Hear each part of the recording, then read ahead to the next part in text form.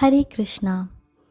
तो जैसा कि हम सभी जानते हैं कि ये दौर कलयुग का है और इस कलयुग के दौर में अनेक तरह की बुराइयां, पाप और अपराध जन्म लेते रहते हैं।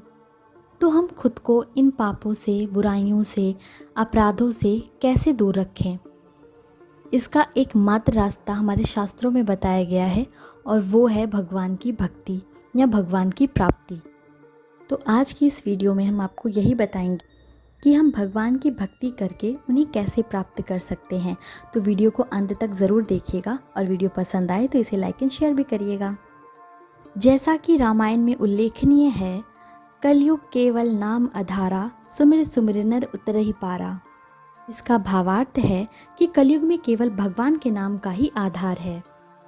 इसी संदर्भ में एक और बात शास्त्रों में कही गई है, हरेर नाम हरेर नामेव केवलम कलौ नास्तेव नास्तेव नास्तेव गतिरन्यथा।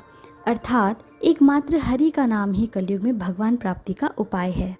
तो हरि का नाम किस रूप में लेना है, ये भी शास्त्रों में उल्लेखनीय है। दोस्तों, ये 16 शब्दों का मंत्र है जिसे महामंत्र भी कहते हैं। इसका उच्चारण कुछ इस प्रकार है, हरे कृष्णा कृष्ण कृष्ण हरे हरे, हरे राम राम राम हरे हरे।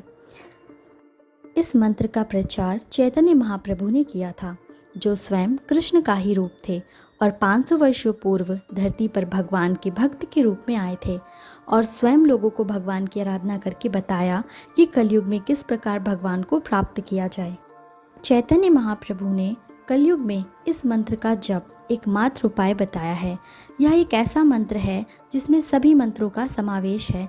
उनका कहना था कि भगवान के नाम से प्रबल इस संसार में कुछ भी नहीं।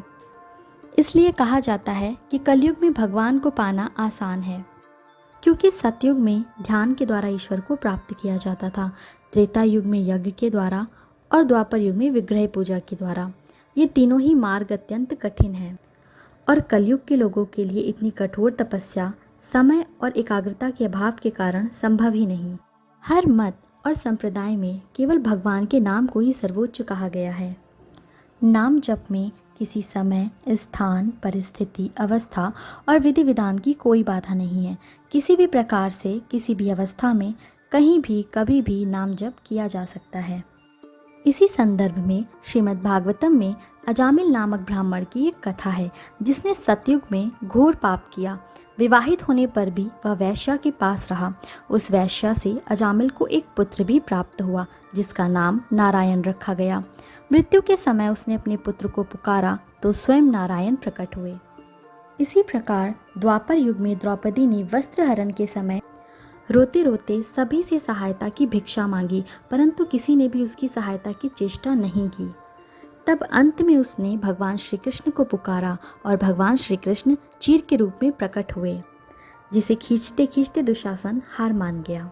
राजा परीक्षित के वैद्य धन्वंतरी का कहना था कि नाम जप एक औषधि है जो सभी रोगों को नष्ट कर देती है।